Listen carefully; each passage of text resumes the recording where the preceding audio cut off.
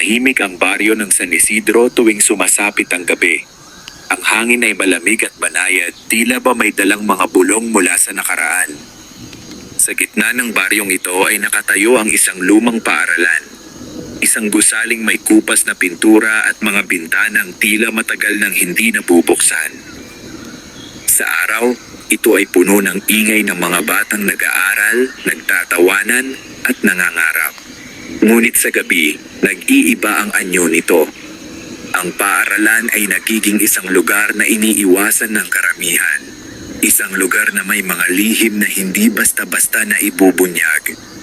Isa sa mga estudyante rito si Jenny, isang dalagitang tahimik ngunit mapagmasid.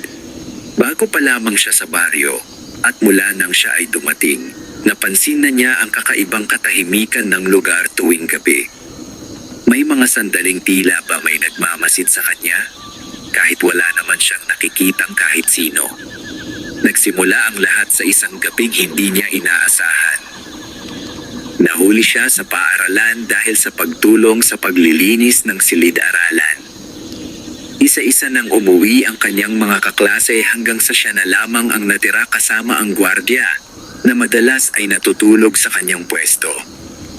Nang matapos siya, napansin niyang madilim na ang paligid at ang buwan ay nakasilip sa pagitan ng mga ulap. Habang naglalakad siya palabas ng silid, may narinig siyang kakaibang tunog mula sa bubong ng gusali. Isang mahina ngunit malinaw na kaluskos, tila ba may gumagapang. Huminto siya at nakinig. Sa una ay inisip niyang pusa lamang iyon o marahil ay isang ibon na naipit sa bubong. Ngunit nang muling marinig ang tunog, mas naging malinaw ito. Parang may mabigat na bagay na dahan-dahang gumagalaw. Napatingin siya sa kisame. Hindi niya maipaliwanag kung bakit, ngunit may kakaibang kaba na unti-unting sumisiksik sa kanyang dibdib. Isang pakiramdam na hindi niya dapat baliwalain ang naririnig niya. Lumabas siya ng silid at tumingin sa paligid ng pasilyo. Tahimik ang buong gusali. Ang mga ilaw ay kumikislap at ang mahabang pasilyo ay tila walang katapusan. Muli niyang narinig ang tunog. Ngayon ay mas malapit na. Dahan-dahan siyang lumakad palabas ng gusali, pilit pinapakalma ang sarili. Ngunit sa kanyang paglabas, napansin niya ang isang bagay na hindi niya inaasahan. May aninong gumalaw sa bubong. Napahinto siya. Hindi iyon simpleng galaw ng hayop. Ang anino ay tila may anyo. Isang anyong hindi niya agad maunawaan. Manipis, mahaba, at tila gumagapang sa ibabaw ng bubong. Napaatras si Jenny. Pinilit niyang ituon ang paningin. Umaasang mali lamang ang kanyang nakita. Ngunit sa kanyang pagtitig, mas luminaw ang anyo ng nilalang. Ito ay nakadapa sa bubong at ang ulo nito ay nakayuko, tila may pinakikinggan. Unti-unti itong gumalaw at doon niya nakita ang bagay na magpapabago sa kanyang buhay. Isang mahaba at manipis na tila ang dahan-dahang lumabas mula sa bibig nito. Napatakip si Jenny sa kanyang bibig upang pigilan ang sariling mapasigaw. Hindi siya makagalaw. Ang nilalang ay tila nakaramdam ng kanyang presensya. Unti-unti itong tumingala. At sa sandaling iyon, nagtagpo ang kanilang mga mata. Maputla ang mukha nito, halos walang kulay, at ang mga mata ay madilim na tila walang laman. Ang ngiti nito ay hindi pangkaraniwan. Isang ngiting puno ng gutom at lihim. Biglang kumilos ang nilalang. Sa isang iglap, ito ay gumapang papalayo, mabilis at halos hindi kapani-paniwala ang galaw.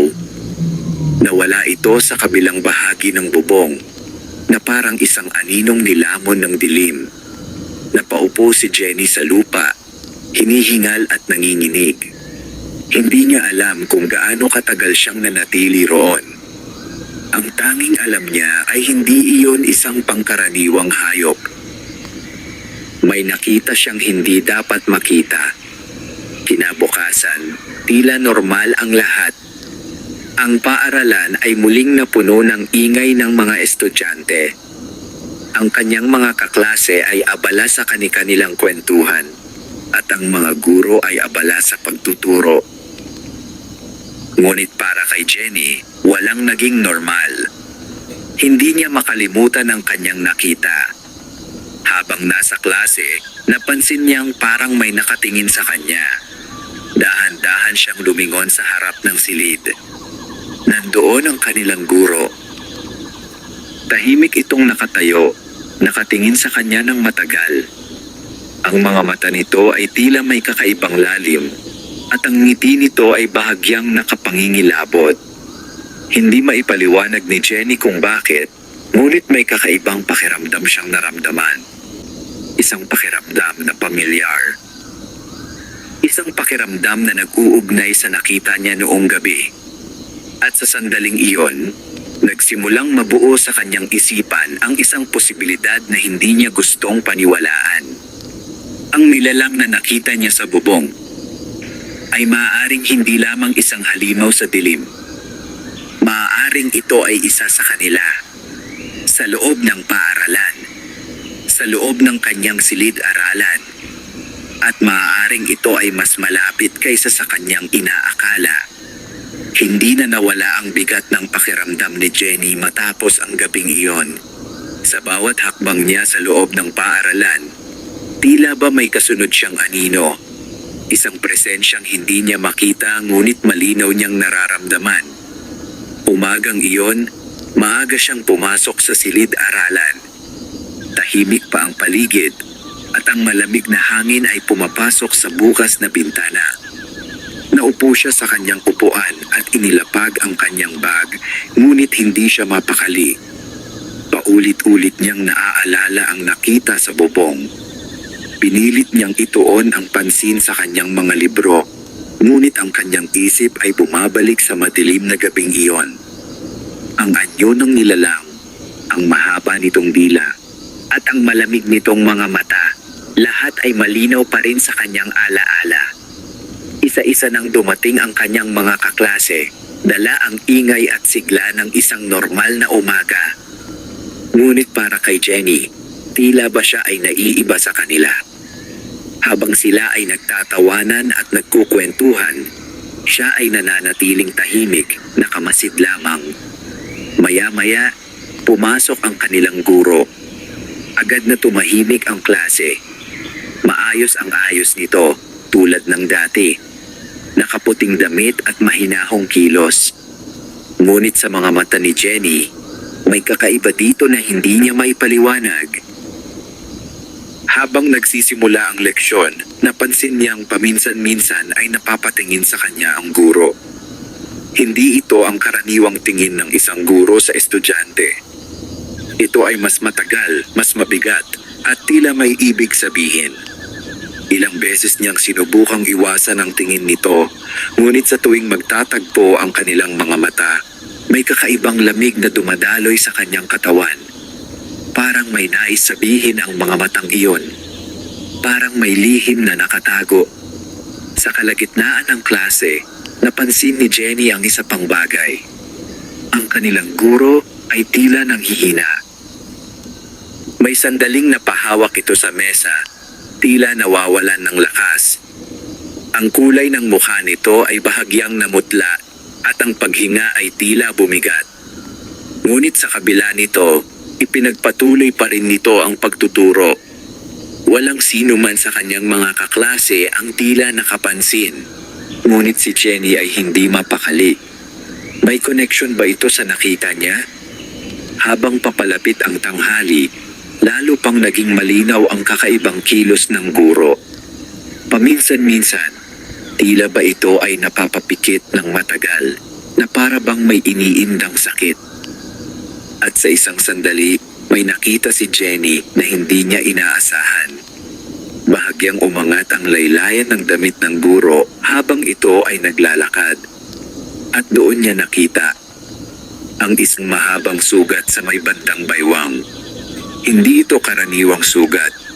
Ito ay tila bagong hiwa, malalim at hindi pa tuluyang naghihilom. Nanlamig ang katawan ni Jenny. Ang kanyang hinala ay unti-unting nabubuo. Bigla niyang naalala ang kwento ng kanyang lola noon. Isang nilalang na naghihiwalay ang katawan tuwing gabi. Lumilipad sa dilim upang manghuli. At muling nagbabalik sa umaga na tila walang nangyari. Isang nilalang na tinatawag na manananggal. Hindi niya gustong paniwalaan iyon. Ngunit ang lahat ng kanyang nakita, ang nilalang sa bubong, ang mahaba nitong dila, at ngayon, ang sugat sa baywang ng kanyang guro, lahat ay tila nagdudugtong-dugtong. Sa hapon ng araw na iyon, hindi na mapakali si Jenny. Habang pauwi, napansin niyang tila may sumusunod sa kanya. Ilang beses siyang lumingon, ngunit wala siyang makita. Ngunit ang pakiramdam ay naroon pa rin. Pagdating niya sa kanilang bahay, agad siyang pumasok at isinara ang pinto. Umupo siya sa isang sulok, tahimik na nag-iisip. Hindi na ito simpleng takot lamang. Ito ay isang babala. At habang lumalalim ang gabi, isang bagay ang malinaw sa kanyang isipan. Ang nakita niya ay totoo. At ang nilalang na iyon ay hindi basta-basta mawawala. Dahil ito ay nagtatago sa isang lugar na hindi inaasahan ng iba. Sa isang lugar na puno ng mga inosenteng bata. Sa isang lugar na dapat sana ay ligtas. Sa loob ng kanilang paaralan. Hindi agad nakatulog si Jenny ng gabing iyon. Sa tuwing ipipikit niya ang kanyang mga mata, bumabalik ang imahe ng nilalang sa bubong at ang sugat sa baywang ng kanyang guro. Ang kanyang isip ay punong-puno ng tanong, ngunit walang kasagutan. Madaling araw na nang siya ay tuluyang nakatulog, ngunit ang kanyang pahinga ay hindi naging payapa. Sa kanyang panaginip, muli niyang nakita ang paaralan. Ngunit hindi ito katulad ng dati. Madilim ang buong paligid at ang gusali ay tila mas luma, mas tahimik at mas malamig. Walang tunog ng mga bata, walang liwanag mula sa mga silid. Tanging ang hangin lamang ang maririnig, humahampas sa mga pader na parang may ibinubulong. Naglalakad siya sa pasilyo, mag-isa. Bawat hakbang niya ay may kasamang mahinang langit-ngit ng sahig. Ang mga ilaw ay patay at ang tanging liwanag ay nagmumula sa buwan na sumisilip sa mga bintana. Habang naglalakad siya, may narinig siyang pamilyar na tunog. Isang kaluskos mula sa itaas.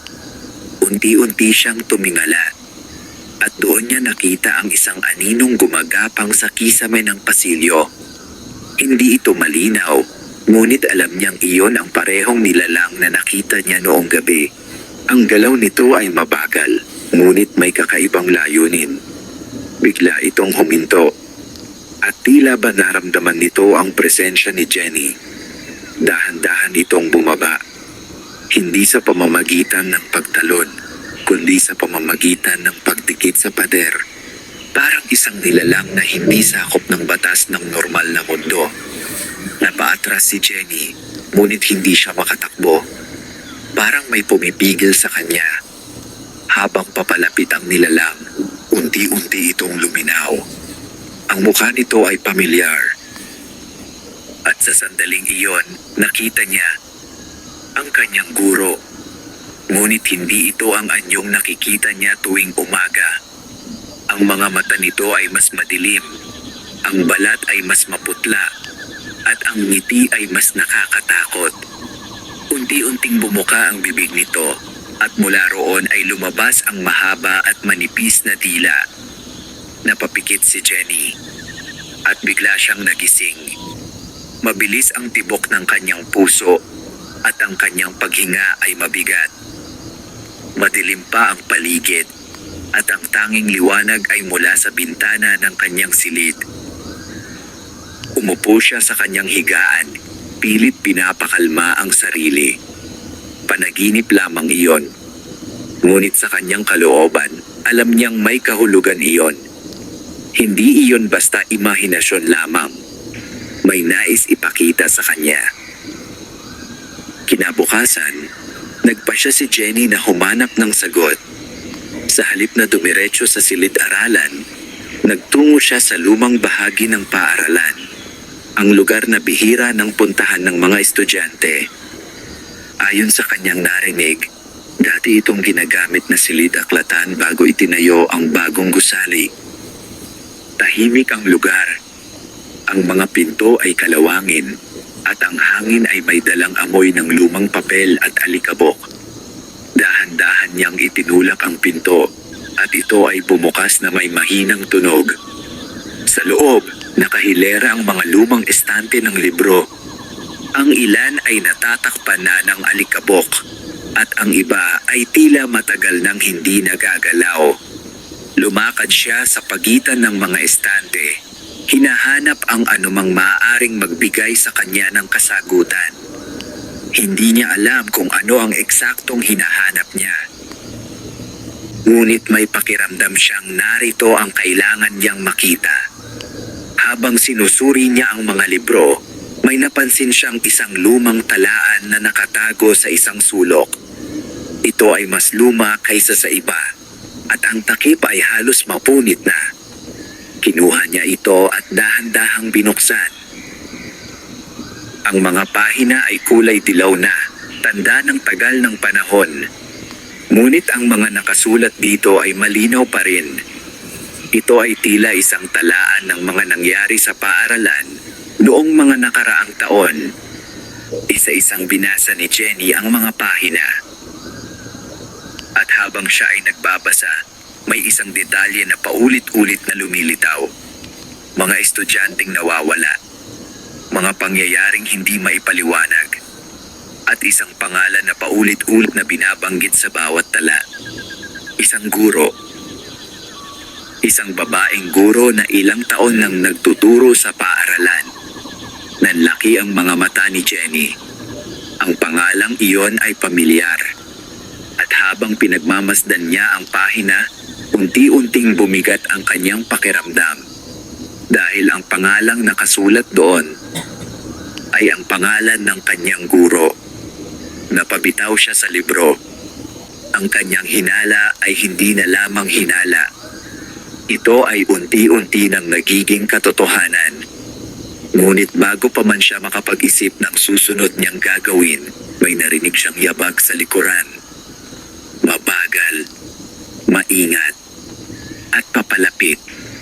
Unti-unti siyang lumingon. At sa pintuan ng lumang silid-aklatan, may nakatayong isang anino. Naniga si Jenny sa kanyang kinatatayuan. Ang aninong nakatayo sa pintuan ay hindi agad gumalaw. Tila ba hinihintay lamang nito ang kanyang reaksyon. Ang liwanag mula sa pasilyo ay bahagyang tumatama sa figura nito. Ngunit hindi sapat upang makita ng malinaw ang mukha. Humigpit ang kapit ni Jenny sa lumang talaan na hawak niya. Unti-unti, ang anino ay humakbang papasok. Dahan-dahan, maingat, at sa bawat hakbang nito, tila lalong bumibigat ang hangin sa loob ng silid. Napatitig si Jenny, pilit hinahanap ang detalye ng mukha ng taong iyon. Ngunit habang papalapit ito, unti-unting luminaw ang anyo, isang babaeng nakasuot ng pamilyar na damit. Ang kanyang guro. Hindi agad nakapagsalita si Jenny. Ang kanyang lalamunan ay tila natuyo, at ang kanyang mga paa ay parang nakabaon sa sahig. Huminto ang guro ilang hakbang mula sa kanya. Tahimik lamang itong nakatingin. Walang emosyon ang mukha nito, ngunit ang mga mata ay tila may malalim na itinatago. Maaga ka, mahinang sabi nito. Simple ang mga salita, ngunit may kakaibang bigat. Hindi sumagot si Jenny. Hindi niya alam kung ano ang sasabihin. Ang kanyang isip ay nag-uunahan sa pag-iisip ng mga posibilidad. Tumakbo, sumigaw, o magpanggap na walang alam. Ngunit wala siyang nagawa. Nanatili lamang siya roon. Napatingin ang guro sa hawak niyang talaan. Isang sandali ng katahimikan ang lumipas. Pagkatapos, muli itong nagsalita. Hindi lahat ng nakasulat diyan ay dapat binabasa. Mas bumigat ang pakiramdam ni Jenny. Dahan-dahan niyang isinara ang libro, ngunit hindi niya ito binitawan. Hindi ko po sinasadya. Mahina niyang sagot. Umiti ang guro. Ngunit ang ngiting iyon ay hindi nakapagbigay ng ginhawa. Ito ay malamig. Ang lugar na ito ay matagal nang sarado. Dugtong nito. Hindi ligtas para sa mga estudyante. Napansin ni Jenny ang kakaibang tono ng boses nito. Kalma, ngunit may bahid ng babala. Bakit po may mga nawawala? Bigla niyang naitanong. Hindi niya inaasahan ang sarili niyang tanong. Ngunit nang mabanggit niya iyon, tila nag-iba ang ekspresyon ng guro. Isang saglit lamang, ngunit sapat upang mapansin. Nanahimik ang guro. Ang kanyang mga mata ay tumitig kay Jenny. Mas matalim, mas mapanuri. Maraming bagay ang nangyayari sa mundo na hindi agad nauunawaan. Sagot nito. Pero, hindi na natuloy ni Jenny ang kanyang sasabihin. Biglang may malakas na hangin na pumasok sa silid. Ang mga pahina ng lumang libro ay kusang nagliparan at ang ilaw mula sa labas ay bahagyang nagdilim. Sa sandaling iyon, may napansin si Jenny. Ang guro ay tila napaatras. Bahagya lamang. At ang kanyang kamay ay napahawak sa may bandang baywang. Ang parehong bahagi kung saan niya nakita ang sugat. Nanlaki ang mga mata ni Jenny. Hindi na niya mapigilan ang sarili. May sugat po kayo. Bulong niya. Biglang tumahimik ang buong silid. Ang hangin ay tila huminto. Ang mga mata ng guro ay unti-unting nagbago. Mula sa pagiging kalmado, ito ay naging mas malamig, mas mabigat, mas gutom. Dahan-dahang ibinaba ng guro ang kanyang kamay. At ano kung meron? Sagot nito. Mas mababa ang boses. Napaatras si Jenny. Ang kanyang puso ay mabilis na tumitibok at ang kanyang paghinga ay naging mabigat. Hindi na ito ang guro na nakikita niya tuwing umaga. May ibang anyo na unti-unting lumilitaw. May ibang presensya na hindi na kayang itago. Sa isang iglap, ang ilaw mula sa labas ay natakpan ng ulap. At ang loob ng silid ay tuluyang nagdilim.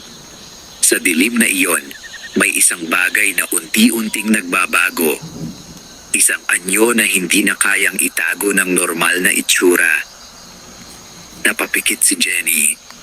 At sa kanyang pagbukas ng mata, ang guro ay nakatayo pa rin sa kanyang harapan.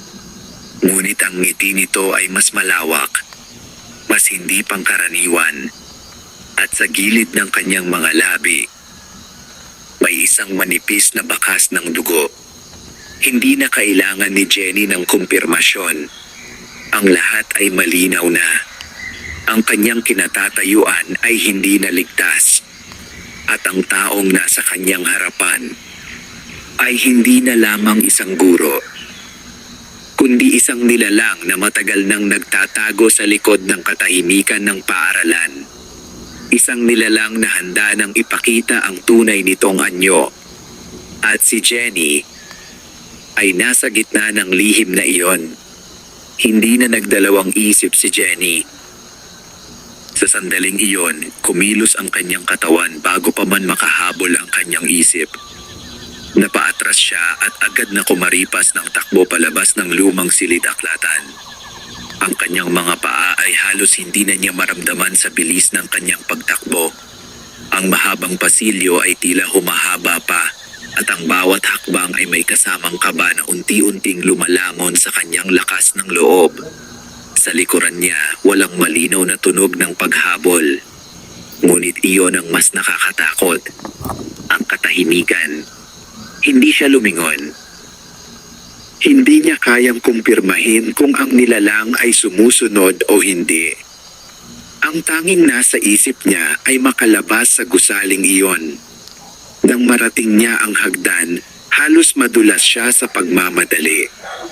Kumapit siya sa railings at mabilis na bumaba. Hindi alintana ang sakit na naramdaman sa kanyang palad. Paglabas niya sa gusali, sinalubong siya ng liwanag ng araw. Ngunit hindi iyon sapat upang mawala ang kanyang takot. Huminto siya sandali, hinihingal, at pilit na hinahabol ang kanyang paghinga. Tumingin siya sa paligid. Normal ang lahat. May ilang estudyante sa malayo, abala sa kanilang usapan. May mga gurong naglalakad, tila walang anumang kakaibang nangyayari. Parang walang nakakaalam. Parang siya lamang ang may dalang lihim. Napayuko si Jenny. Hindi niya alam kung paano niya ipapaliwanag ang kanyang nakita. Kung magsasalita siya, malamang ay hindi siya paniniwalaan. Ngunit kung mananatili siyang tahimik, mas maraming maaaring mangyari. Sa buong araw, hindi siya mapakali. Habang nasa klase, hindi niya maiwasang sulyapan ang kanilang guro. Nandoon ito, nakatayo sa harap, nagtuturo na tila walang nangyari. Maayos ang itsura. Walang bakas na dugo. Walang kakaiba. Ngunit si Jenny ay hindi na malilinlang. Sa bawat kilos ng guro, may nakatagong panganib. Sa bawat tingin nito, may lihim na hindi dapat malaman ng iba. Minsan, nagtagpo ang kanilang mga mata. At sa sandaling iyon, bahagyang ngumiti ang guro. Isang ngiting tila may alam. Isang ngiting tila nagpapaalala na hindi pa tapos ang lahat. Agad na ibinaba ni Jenny ang kanyang paningin. Ramdam niya ang malamig na pawis sa kanyang noo. Hindi siya ligtas. Hindi sa loob ng silid na yon. Pagkatapos ng klase, nagpasya siyang huwag munang umuwi agad. Sa halip, nagtungo siya sa likod ng paaralan. Ang lugar na bihira puntahan ng mga estudyante. Doon, mas tahimik at mas malayo sa mata ng karamihan. Umupo siya sa ilalim ng isang lumang puno. Pinilit niyang ayusin ang kanyang pag-iisip. Hindi sapat ang basta pagtakbo lamang. Kailangan niyang maintindihan ang nangyayari. Kailangan niyang malaman kung paano ito haharapin. Naalala niya ang kanyang lola. Ang mga kwentong minsan niyang hindi pinapansin.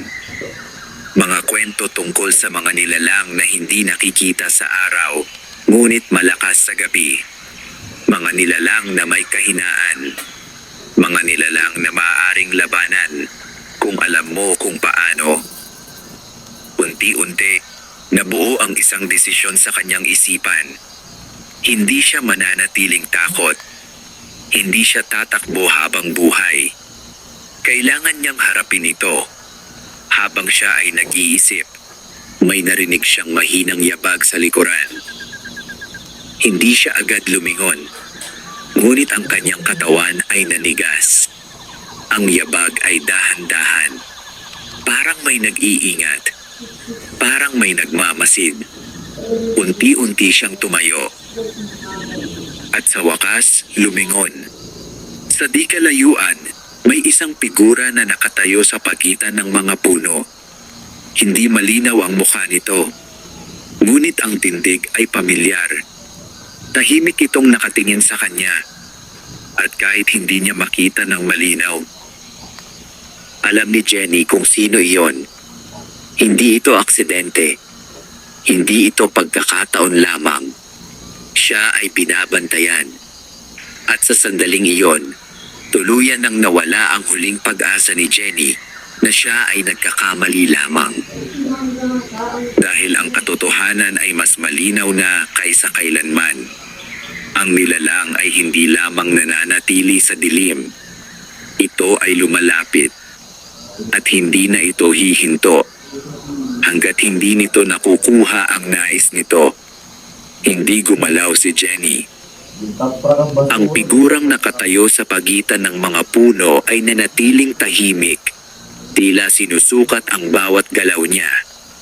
Ilang sandali ang lumipas bago ito unti-unting humakbang palapit. Habang papalapit, nagsimulang luminaw ang anyo nito. Isang matandang lalaki. Payat, bahagyang kuba, at may dalang isang lumang baston. Ang kanyang buhok ay maputi na, at ang kanyang muka ay puno ng mga guhit ng panahon. Ngunit ang kanyang mga mata ay matalim at buhay na buhay.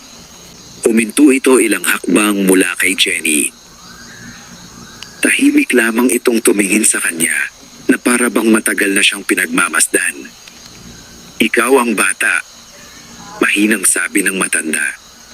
Napakunot ang noo ni Jenny. Ano po? Sagot niya, pilit pinapakalma ang sarili. Hindi agad sumagot ang matanda. Sa halip, tumingin ito sa paligid na para bang sinisigurong walang ibang nakakarinig. May nakita ka, dugtong nito. Nanlaki ang mga mata ni Jenny. Hindi niya inaasahan na may ibang nakakaalam. Hindi siya sumagot, ngunit sapat na ang kanyang reaksyon upang maintindihan ng matanda ang katotohanan. Hindi ka dapat nagtagal doon, sabi nito, bahagyang umiling. Hindi ko po sinasadya, sagot ni Jenny, halos pabulong. Pero ano po ba yon? Tumingin ang matanda sa kanya, mas seryoso. Isang nilalang na matagal nang narito, sagot nito. Mas matagal pa kaysa sa paaralang iyan. Nanlamig ang katawan ni Jenny. Guro ko po siya, mahina niyang sabi. Hindi na, agad na tugon ng matanda. Ang nakikita mo sa umaga ay balat lamang. Ang tunay niyang anyo ay lumalabas sa gabi. Tahimik si Jenny. Ang mga salitang iyon ay tila nagpapatibay sa lahat ng kanyang kinatatakutan. Manananggal, mahinang dagdag ng matanda. Parang tumigil ang mundo sa pandinig ni Jenny. Ang salitang matagal na niyang naririnig sa mga kwento ay biglang naging totoo. Hindi lang siya basta nanghuhuli. Patuloy ng matanda. Pumipili siya. Pinagmamasdan niya muna. Unti-unting bumigat ang pakiramdam ni Jenny. Pinagmamasdan. Ako? Tanong niya. Hindi agad sumagot ang matanda. Ngunit ang katahimikan nito ay sapat na. Napaatras si Jenny. Huwag kang magpakita ng takot, sabi ng matanda. Diyan sila lumalakas. Pero paano ko siya iiwasan? Tanong ni Jenny. Halatang nag-aalala. Tumingin ang matanda sa kanyang mga mata. Huwag kang lalabas sa gabi, sagot nito. At higit sa lahat, huwag mong hahayaang makita kanyang mag-isa. Napayuko si Jenny. Ngunit may isang tanong na hindi mawala sa kanyang isip. May paraan po ba para mapigilan siya? Tahimik muli ang matanda. Sa pagkakataong ito, mas matagal. May paraan, sagot nito sa huli. Pero hindi madali. Bahagyang lumapit ang matanda. Ang katawan ng manananggal ay kailangang hanapin habang ito ay hiwalay. Kapag nahanap mo ang ibabang bahagi, doon siya mahina. Pinakinggan ni Jenny ang bawat salita. Kapag nilagyan iyon ng asin, bawang, o anumang matapang na sangkap, hindi na siya makakabalik sa sarili niyang katawan. Napahigpit ang hawak ni Jenny sa kanyang bag. Pero tandaan mo, dagdag ng matanda, kapag sinubukan mong kalabanin siya, hindi ka na niya titigilan. Muling bumigat ang hangin sa paligid. Ang babala ay malinaw. Ito ay hindi larong pambata. Ito ay laban para sa kaligtasan. Biglang tumingin ang matanda sa likod ni Jenny. Nanigas ito. At sa unang pagkakataon, nakita ni Jenny ang pagbabago sa mukha nito. Isang bahid ng pag-aalala. "Umalis ka na," bigla nitong sabi. "Ano po?" nagtatakang tanong ni Jenny. "Ngayon na," mas madiing sabi ng matanda. Hindi na siya nagtanong pa. Agad siyang lumingon at nagsimulang maglakad palayo. Mabilis ang hakbang. Ngunit bago pa siya tuluyang makalayo, hindi niya napigilang sumulyap pabalik. At sa sandaling iyon, wala na ang matanda. Parang bigla na lamang itong naglaho. Napahinto si Jenny. Ngunit ang mas nakakapangilabot, sa kinatatayuan ng matanda kanina, may isang aninong nakadikit sa puno. Isang anyong hindi gumagalaw. Isang anyong tila naghihintay. At kahit malayo, ramdam ni Jenny ang titig nito. Mabigat, malamig, at puno ng isang bagay na hindi na niya maikakaila. Siya ay napili na. At ang laro ay tuluyan nang nagsimula. Hindi na bumalik si Jenny sa likod ng paaralan matapos ang araw na iyon. Dire-diretso siyang umuwi. Ngunit kahit nasa loob na siya ng kanilang bahay, hindi pa rin siya mapakali. Ang bawat sulok ay tila may aninong nagkukubli. Ang bawat tunog ay parang may kahulugan. Hindi na siya makaramdam ng ligtas. Umupo siya sa kanyang kama. Hawak ang maliit na notebook kung saan niya isinulat ang lahat ng kanyang nalalaman. Mula sa nakita niya sa bubong, hanggang sa sugat ng kanyang guro, hanggang sa babala ng matandang lalaki, lahat ay naroon. Paulit-ulit niyang binasa ang kanyang mga isinulat. Isang bagay ang malinaw sa kanya. Hindi siya maaaring manatiling tahimik. Kung totoo ang sinabi ng matanda, may paraan upang mapigilan ang nilalang. Ngunit kailangan niyang maging handa. Hindi sapat ang lakas ng loob lamang. Kailangan niya ng plano. Kinabukasan, nagpunta siya sa palengke kasama ang kanyang ina. Tahimik lamang siya habang naglalakad. Ngunit ang kanyang mga mata ay abala sa paghahanap. Asin, bawang, mga bagay na karaniwan ngunit ayon sa matanda, may kapangyarihan laban sa nilalang. Habang ang kanyang ina ay abala sa pamimili, palihim siyang kumuha ng maliit na supot ng asin at ilang piraso ng bawang. Inilagay niya ito sa kanyang bag nang hindi napapansin. Hindi niya alam kung tama ang kanyang ginagawa.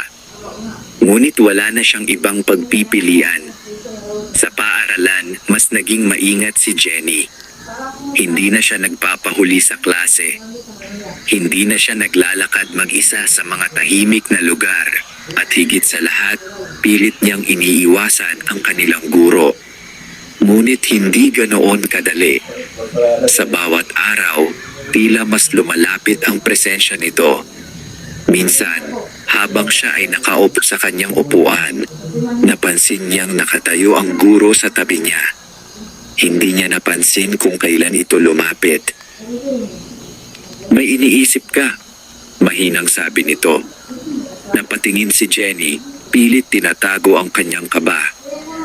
"Wala po," sagot niya. Ngumiti ang guro. Isang ngiting tila may alam. "Mag-ingat ka sa mga bagay na hindi mo naiintindihan," dagdag nito. Parang may ibig sabihin ang mga salita. Parang may babala. O baka isang banta. Hindi sumagot si Jenny. Tahimik lamang siyang yumuko. Ngunit ang kanyang isip ay mas lalong nagulo. Alam na ba nito? Alam na ba ng nilalang ang kanyang plano? Pagkatapos ng klase, nagmadali siyang umuwi. Hindi na siya nag-aksaya ng oras. Pagdating sa bahay, agad niyang inilabas ang kanyang mga itinagong gamit. Inayos niya ang asin sa maliit na lalagyan. Ang bawang naman ay binalot niya sa tela. Pinagmasdan niya ang mga ito. Ito lamang ang kanyang sandata. Ito lamang ang kanyang pag-asa. Ngunit habang tinitingnan niya ang mga iyon, may isang tanong ang sumagi sa kanyang isip. Saan niya hahanapin ang katawan ng nilalang? Kung ang manananggal ay lumilipad sa gabi, nangangahulugan na ang kalahati ng katawan nito ay naiiwan sa isang lugar. Isang lugar na nakatago. Isang lugar na hindi basta-basta makikita. At kung hindi niya iyon mahahanap, walang saysay ang lahat ng kanyang paghahanda. Napahawak si Jenny sa kanyang ulo. Ang kanyang plano ay hindi pa buo. Ngunit ang oras ay unti-unti nang nauubos. Habang lumalalim ang gabi, mas lalong lumalakas ang kanyang kaba. Hindi niya alam kung kailan ito susunod na kikilos. Hindi niya alam kung gaano na siya kalapit sa panganib. Ngunit may isang bagay siyang sigurado. Hindi na siya maaaring umatras. Dahil sa sandaling ito, siya ay bahagi na ng lihim na hindi na maaaring takasan. At sa labas ng kanilang bahay, sa ilalim ng madilim na kalangitan, may isang nilalang na tahimik na nagmamasid. Naghihintay at unti-unting lumalapit sa kanyang mundo. Hindi agad pinatay ni Jenny ang ilaw ng gabing iyon.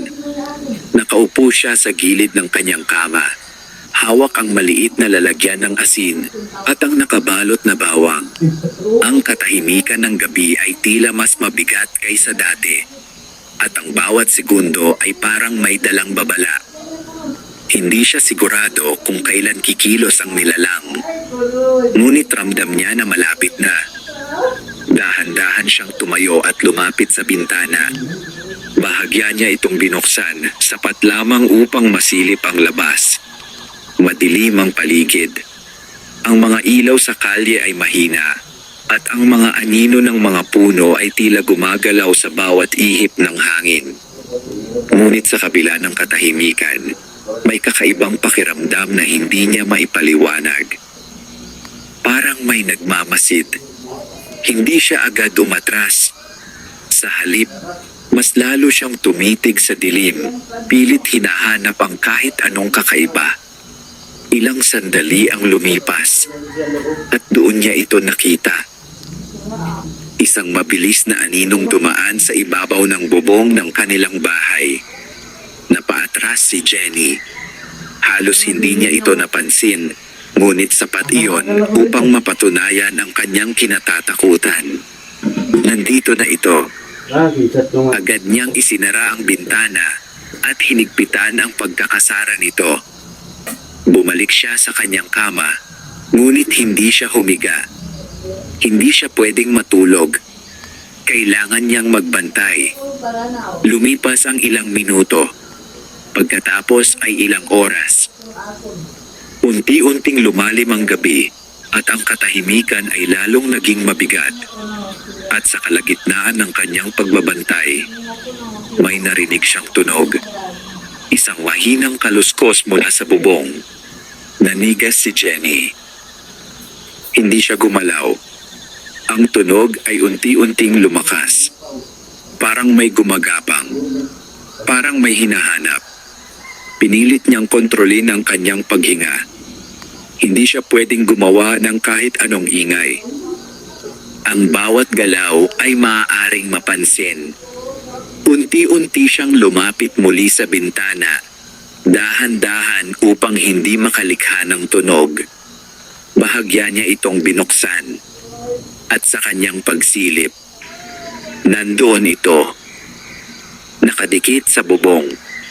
Ang kalahating katawan ng nilalang ay malinaw niyang nakita. Ang mga pakpak nito ay bahagyang nakabuka. At ang mahaba nitong dila ay gumagalaw, tila may sinusundan. Nanlaki ang mga mata ni Jenny. Mas malinaw na ngayon. Ito ang parehong nilalang na nakita niya sa paaralan. At hindi ito nagkakamali. Hinahanap siya nito. Biglang huminto ang galaw ng nilalang. Unti-unti itong tumingala. At sa sandaling iyon, muli silang nagkatitigan. Hindi na nakapag-isip si Jenny. Agad niyang isinara ang bintana at umatras. Ngunit huli na. May narinig siyang mahinang tunog sa labas ng kanyang pintuan. Isang maingat na galaw. Parang may dumapo. Parang may lumalapit. Napatingin siya sa pinto ng kanyang silid. Tahimik. Ngunit may presensya. Dahan-dahan siyang umatras. Hawak ang asin at bawang. Ang kanyang puso ay tila lalabas na sa kanyang dibdib. Hindi siya sigurado kung kakayanin niya. Ngunit wala na siyang ibang pagpipilian. Ang hawakan ng pinto ay bahagyang gumalaw. Isang mahinang ikot. Unti-unti. At sa bawat segundo, mas lumalapit ang panganib. Humigpit ang hawak ni Jenny sa kanyang mga dala. Ang kanyang katawan ay nanginginig, ngunit pinilit niyang manatiling matatag. Ito na ang sandali. Hindi na siya maaaring umatras. Sa isang iglap, biglang tumigil ang galaw ng pinto. Tahimik. Walang tunog. Walang galaw. Ilang segundo ang lumipas. At pagkatapos, wala na. Unti-unting nawala ang presensya sa labas ng kanyang silid. Hindi agad gumalaw si Jenny. Nanatili siyang nakatayo, nakikinig, naghihintay. Hanggang sa tuluyang bumalik ang katahimikan. Ngunit kahit wala na ang tunog, alam niyang hindi pa tapos ang lahat. Dahil sa gabing iyon, isang bagay ang naging malinaw. Hindi na lamang siya pinagmamasdan. Sinusubukan na siyang abutin. At ang pagitan ng kanilang mundo, unti-unti nang nawawala. Hindi na muling nakatulog si Jenny matapos ang gabing iyon. Nanatili siyang gising hanggang sa sumikat ang araw, nakaupo sa gilid ng kanyang kama. Hawak pa rin ang asin at bawang na tila iyon lamang ang nagbibigay sa kanya ng lakas ng loob. Nang tuluyang maliwanagan ang paligid, saka lamang siya nakahinga ng maluwag. Ngunit hindi nawala ang takot.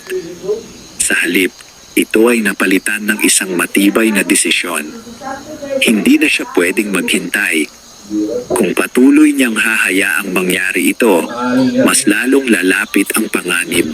Hindi lamang sa kanya, kundi pati sa ibang tao. Kailangan niyang mahanap ang katawan ng nilalang. Doon lamang niya ito mapipigilan. Sa araw na iyon, nagpunta siya sa paaralan na may dalang bagong layunin. Hindi na siya basta estudyante. Isa na siyang naghahanap ng katotohanan. Habang naglalakad sa loob ng paaralan, pinagmamasdan niya ang bawat sulok. Ang mga lugar na dati ay hindi niya pinapansin ay bigla na lamang naging mahalaga. Ang likod ng gusali, ang lumang silid aklatan, ang mga saradong silid na bihira ng buksan. Lahat ay maaaring may itinatago. Sa kalagitnaan ng klase, muli niyang napansin ang kanilang guro. Tahimik itong nagtuturo, tila walang anumang nangyari. Ngunit sa mga mata ni Jenny, malinaw na hindi ito normal. Mas maputla ang mukha nito kaysa dati. At paminsan-minsan, napapahawak ito sa baywang.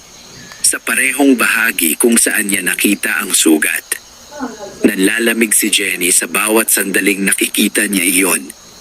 Mas lalo lamang nitong pinapatibay ang kanyang hinala.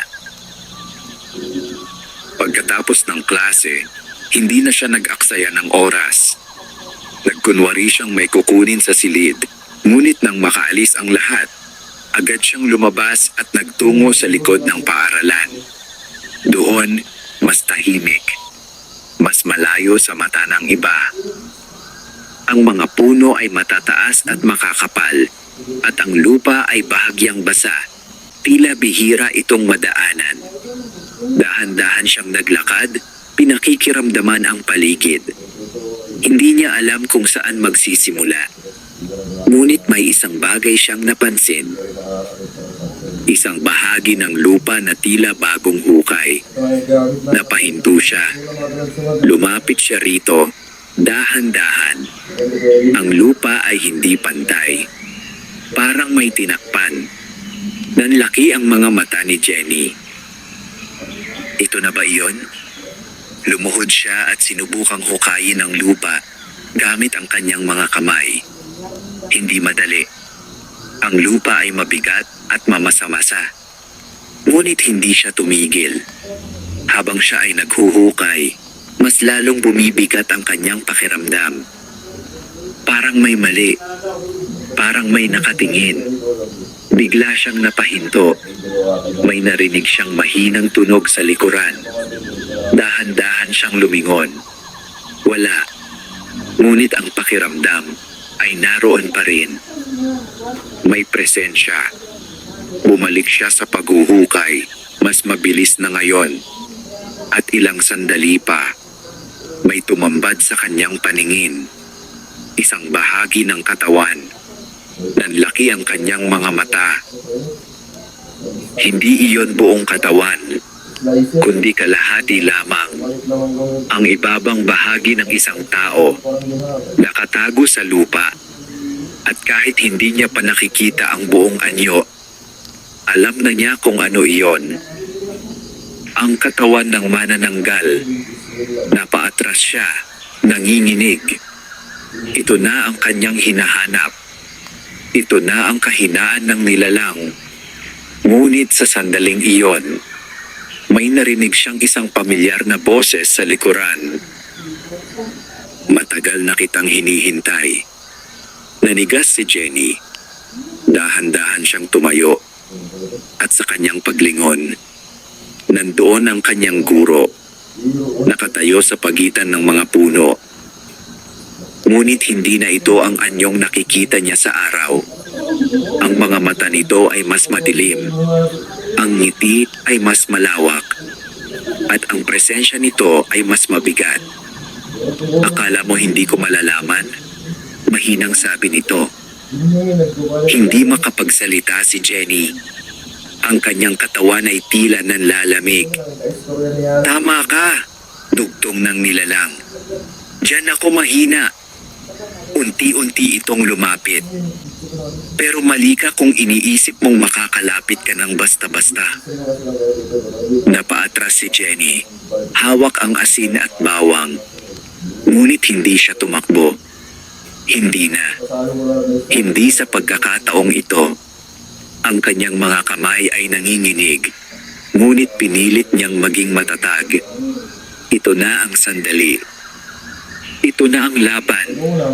At habang papalapit ang nilalang, ang pagitan nila ay unti-unting nawawala. Ang hangin ay bumigat. Ang oras ay tila bumagal. At sa gitna ng madilim na bahagi ng paaralan, ang katotohanan ay tuluyan ng nahayag. Ang guro ay hindi na tao. At si Jenny ay nakatayo sa harap ng kanyang pinakamalaking takot.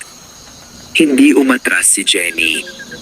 Sa kabila ng matinding kaba na kumakapit sa kanyang dibdib, nanatili siyang nakatayo sa harap ng nilalang. Ang kanyang mga kamay ay mahigpit na nakahawak sa asin at bawang. Ang tanging sandata na mayroon siya laban sa isang nilalang na matagal nang umiiral sa dilim. Ang guro, ang manananggal, ay patuloy na lumalapit. Ang bawat hakbang nito ay mabagal, ngunit may dalang bigat na tila nagpapahina sa paligid. Ang hangin ay nagiging mas malamig, at ang katahimikan ay tila sumisigaw ng panganib. Hindi ka na dapat nakialam, mahinang sabi ng nilalang. Ang boses nito ay hindi na tulad ng dati. Mas malalim, mas malamig, at mas nakakatakot. Hindi sumagot si Jenny.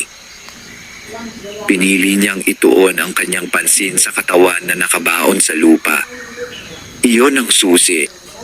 Iyon ang katapusan ng lahat. Marami na akong nakita na katulad mo, dugtong ng nilalang. Matapang sa simula, pero nauuwi sa takot. Huminto ito ilang hakbang mula sa kanya. Nagtagpo ang kanilang mga mata. At ngayon, bulong nito, ikaw naman. Sa isang iglap, kumilos ang nilalang. Mabilis. Halos hindi makita. Ngunit handa si Jenny. Agad niyang ibinuhos ang hawak niyang asin sa bahagi ng katawan na nakalantad sa lupa. Sa sandaling iyon, may narinig siyang kakaibang tunog. Isang matinis na sigaw. Napaatras ang nilalang, tila nasaktan. Anong ginawa mo?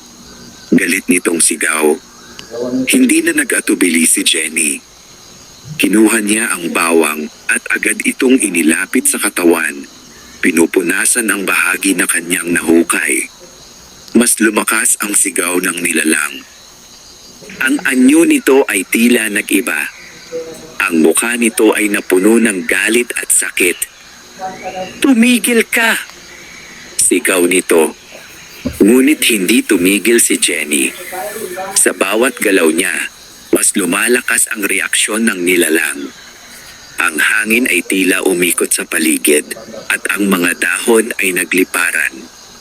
Unti-unting nanghina ang nilalang. Ang mga pakpak nito ay kumampay ng hindi pantay. Ang katawan nito ay tila nawawalan ng lakas. Hindi mo alam ang ginagawa mo. Mahinang sabi nito, tila nanghihina. Ngunit alam ni Jenny, ito ang tama. Ito ang paraan. Mas lalo niyang pinunasan ng bawang ang katawan. Sinisigurong wala itong matitirang bahagi na hindi natatamaan. Unti-unting bumagsak ang nilalang sa lupa. Ang anyo nito ay nagiging mas mahina, mas walang buhay. Ang mga mata nito ay nakatingin pa rin kay Jenny. Ngunit ngayon, wala na ang dating lakas. Tanging galit na lamang ang natitira. At kahit matapos mo ako, bulong nito, hindi ito ang katapusan. Tahimik si Jenny. Hindi siya sumagot. Tinapos niya ang kanyang ginagawa. At sa huling sandali, ang nilalang ay tuluyang nawalan ng galaw. Nawala ang presensya. Nawala ang bigat sa paligid. Unti-unting bumalik ang katahimikan. Nakahinga si Jenny ng malalim. Ang kanyang katawan ay nanginginig, ngunit nanatili siyang nakatayo. Dahan-dahan niyang tinignan ang paligid. Tahimik. Parang walang nangyari. Ngunit alam niya ang totoo. May isang bagay na natapos. Isang lihim ang nabunyag. At isang panganib ang kanyang napigilan. Lumayo siya sa lugar, dala ang pagod at bigat ng kanyang pinagdaanan. Hindi niya alam kung ano ang susunod. Hindi niya alam kung may iba pa. Ngunit sa sandaling iyon, isa lamang ang sigurado. Ang dilim ay maaaring matalo. Kung may sapat na lakas ng loob na harapin ito, at si Jenny, ay hindi na ang batang natatakot sa anino, kundi isang taong handang lumaban sa kung anumang nagtatago sa dilim.